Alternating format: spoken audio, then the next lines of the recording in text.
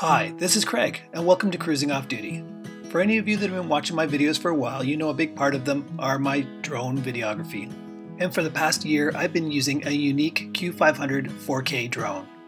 It does great 4K video, but it is really big and really hard to bring with you unless you're planning it out ahead of time. I've always been impressed with the video quality that comes out of my drone, but I do find my drone rather large, and it's really hard to bring with you unless you plan it out ahead of time and you have something like a car.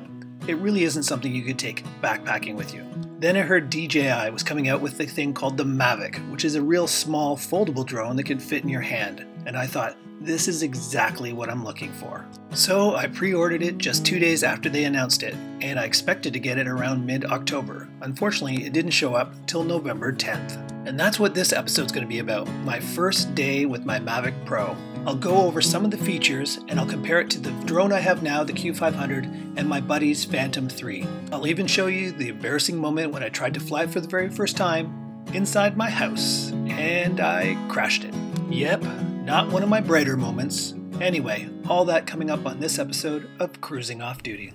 So, it came. So the new Mavic Pro came, and I want to compare it to what I have now, which is the Q500. Check this out. It is literally the size of one of my 4 propeller housings. It's not even half the size of the torso of the Q500.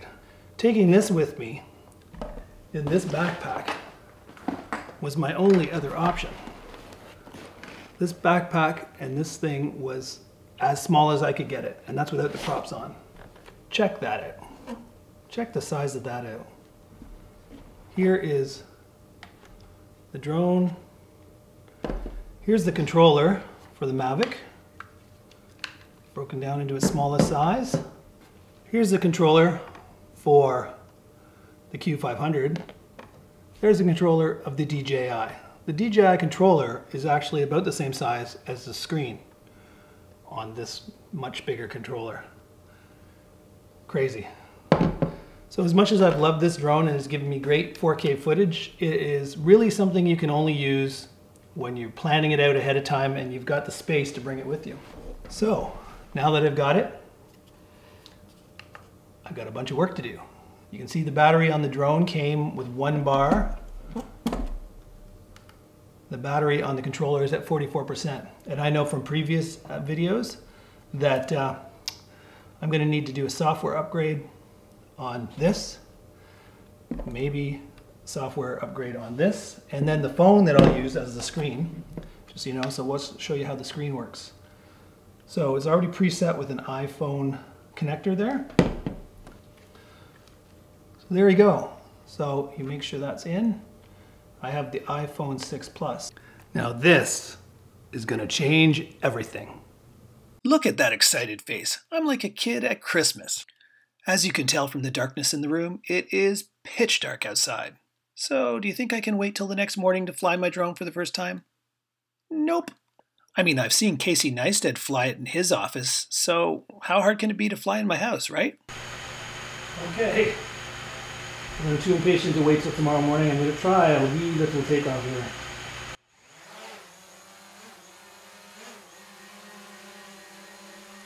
Okay, I realize after I take off that this drone is way more twitchy than what I'm used to. And the controller is having this non-stop annoying beeping. And then I realize it's saying I'm too close to an object in front of me. So I think, well, maybe I'll just move over to the right and that should solve it, right? But nope, that doesn't solve it either. So I start to think maybe I'll try and back up a little bit. No, a little bit more, a little bit. No, that's not working either. Maybe I'll turn to the right. Yeah, that'll do it. If I just turn the copter to the right. Oh, no, go in the wrong direction. Okay, back up, back up. Okay, turning. Oh, there we go. There's the annoying beeping's gone. Okay, that's good. Why is it drifting towards my wall? Stop that, stop that. No, no, no, back up, back up, back up, back up. Oh, phew. Okay, well, no, not towards the camera. No, not towards the camera. Oh, no. Hey, where are you going? Get back over here. At this point, everything I do to the joystick just seems to make it go even quicker in the wrong direction. So I just say, just land it, quick, get it down. It just doesn't want to land. Why will it not land? Oh, it's asking me if I want to land. Yes, I do. Just land. Ah! As much as I'm pushing down on the joystick, the thing just will not land until, well, now it's down. Oh God. Hey, that didn't go so well. Gee, do you think? Okay, so there's my Typhoon out of the backpack. Here's the Mavic Pro in its box. Nice little box it came with a handle. There you go. There's the Mavic Pro. This is the way it would travel with its blades already on it. So you don't even have to, setup time is crazy fast. You just undo this, flip down that, you're ready to go. These will self-straighten by centrifugal force. So you don't really even have to do this, but you know, it's always a good idea just to get them separated so that it doesn't fight with itself. So that's the full size of the Mavic Pro, completely ready to fly. Still waiting for Terry to show up. Okay, check that out. That is the size of the two drones fully in their biggest form. This is with the 13-inch props on the Yuneec. I don't know how many inch props that is, probably 5, 6. It's funny because I know from the specs this drone is going to be way faster than this drone. Even though it's so small, you would think, how can this thing fly faster than this thing? Just newer technology. So while I'm waiting for Terry, I'll go over some of the things this has. My Q500 4K does excellent video. I gotta give it that. It's a very stable platform. It's not very fast, but it does smoothly pan and really take some nice shots. This, I've seen reviews and videos on this. This is also going to take some awesome shots. And if you want to go fast, there's a sport mode that goes, I've seen videos showing it going 60 miles an hour, which is crazy, crazy fast. I don't know what this goes, but it doesn't go anywhere near that. This thing has obstacle avoidance. There's two cameras in the front. The two cameras in the front show the drone if there's something in front. It literally won't let you crash into something. If there's a tree or a wall or whatever, even a person, it'll get there and it'll get, I don't know, about 20 feet away and just stop and tell you there's something in the way, and it won't crash into it, which is amazing. It also has cameras on the bottom. Two cameras here and two sort of sonar cameras here, and they're to track the ground. That's how it can be. When you say come home, it will land very, very close, if not almost on top of where you took off from. The other thing it has, it can go super fast in sport mode. It also has a mode called tripod mode, which is actually where it slows everything down to a crawl. I think its maximum speed might be 60 miles per hour. I don't know, I'll have to see.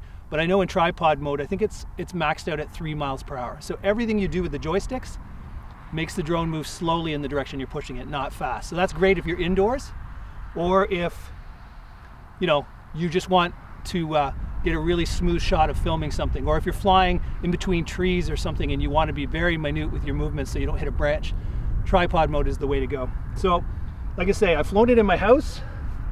Wasn't probably the smartest idea since I really didn't know what I was doing, but I've flown it in my house. But today's gonna be the first day I get to fly it outside, and we're gonna be comparing it to this Q500.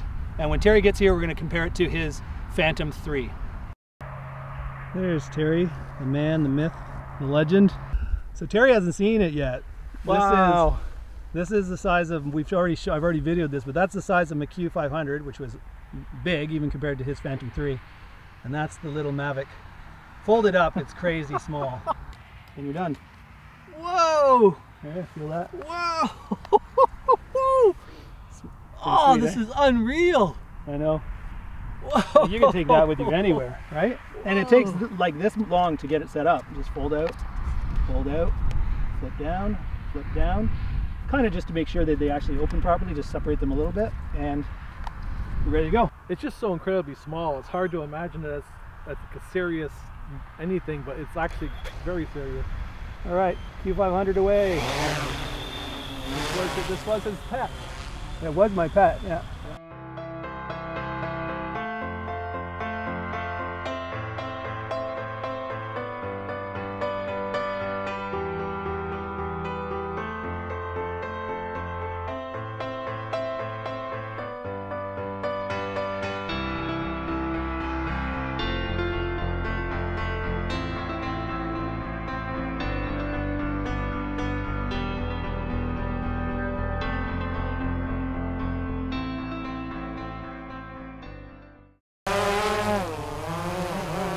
Terry's Phantom 3.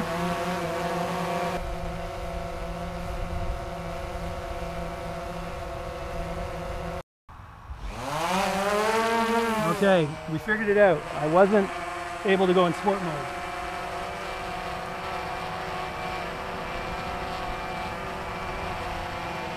Okay, now let's see what happens.